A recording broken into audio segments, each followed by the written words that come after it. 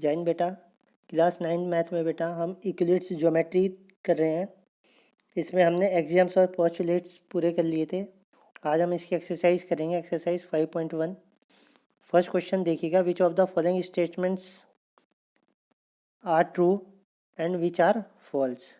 ठीक है, only first देखिएगा, only one line can passes through a single point. एक पॉइंट है, इससे केवल क्या एक ही लाइन ड्रॉ होगी? क्या ये नहीं हो सकती? क्या ये नहीं हो सकती? Infinite number of lines draw कर सकते हैं अगर एक ही पॉइंट दे रखा हो। तो ये स्टेटमेंट हमारा क्या हो जाएगा? फॉल्स हो जाएगा। तो मुझे लगता है आप इसको समझ गए होंगे, फर्स्ट पॉइंट को। सेकंड है, there are an infinite number of lines passes through two distinct point. अगर ये दो पॉइंट है तो इन्हें मिला के केवल और केवल एक ही लाइन ड्रॉ कर सकते हैं, और इससे के अलावा कोई लाइन ड्रॉ नहीं हो सकती जो इन दोनों पॉइंट से होकर जाए। तो ये स्टेटमेंट फॉल्स हो जाएगा। सही है।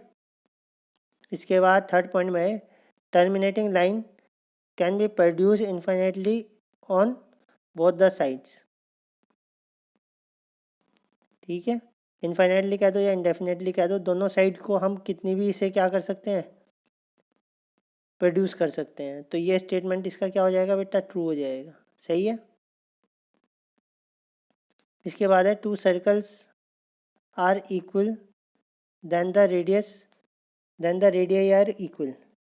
अगर क्या है, एक सर्कल है, कितने सेंटीमीटर मान लो? 5 सेंटीमीटर मान लो। एक दूसरा सर्कल है, ये भी 5 सेंटीमीटर है।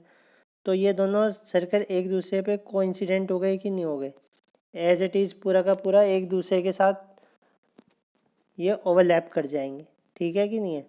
तो यानी कि क्या हो जाएगा, ये दोनों सर्कल आपस में इक्वल हो जाएंगे। ये स्टेटमेंट ट्रू बनता है। सही है। इसके बाद देखिएगा, ए भी जो है पी क्यू के इक्वल है और पी क्यू जो है एक्स वाई के इक्वल है। तो ए भी जो है किसके इक्वल हो जाएगी? एक्स वाई के इक्वल हो जाएगी। और एक एक्सियम भी है हमारे पास, क्या है? Things which are equal to the same things are equal to one and other. अगर थिंग्स किसी थिंग के इक्वल है तो वो एक दूसरे के भी क्या हो जाएगी? इक्वल हो जाएगी। तो ये एक एग्जाम हो जाएगा हमारा, तो उससे ये प्रूव हो जाएगा। ठीक है बेटा। अब आप इसके अलावा कुछ डेफिनेशन है उन्हें भी समझ लीजिएगा। क्या कह रही है डेफिनेशन, वो समझिएगा। पैरेलल लाइंस, सबसे पहले, two lines are parallel if perpendicular distance between two lines are always constant. अगर इनके बीच की परपेंडिकुलर डिस्टेंस यानी कि 90 डिग्री एंगल बनाते हुए इन दोनों के बीच की डिस्टेंस चेक करें और हमेशा कांस्टेंट हो, मान लो 5 5 5 5, तो हम ये कहेंगे कि ये दोनों लाइन क्या है बेटा? पर पैरेलल लाइंस है। ठीक है ना। इनके बीच की डिस्टेंस हमेशा सेम होनी चाहिए। कांस्टेंट का मतलब है सेम, कांस्टेंट का मतलब है सेम होनी चाहिए। सही है। इसके बाद परपेंडिकुलर लाइंस में आ जाओ। If two lines intersect each other at 90 degree. अगर दो लाइन एक दूसरे को कितने डिग्री पे?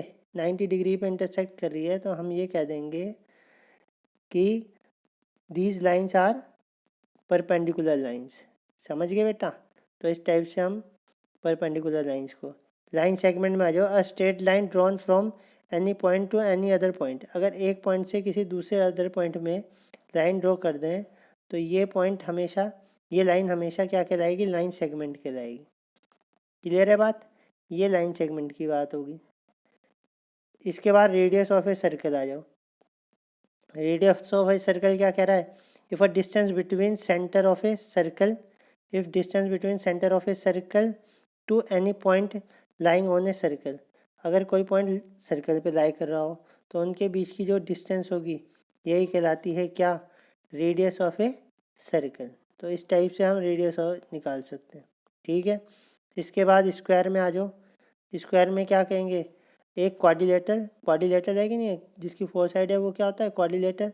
अ quadrilateral all sides are equal. अगर इसकी सारी साइड क्या हो जाए? इक्वल हो जाए।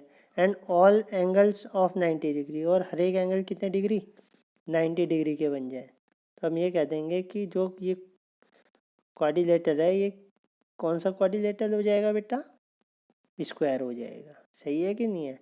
तो इस टाइप से ये डेफिनेशन और ये हमने पढ़ा, आप लोग इन्हें कर लीजिएगा अपनी नोटबुक में। और इसके बाद फिर आपसे आगे मैं डिस्कस करूँगा आगे के क्वेश्चन, ठीक है कि नहीं, नेक्स्ट वीडियो में आएंगे वो। जय हिंद।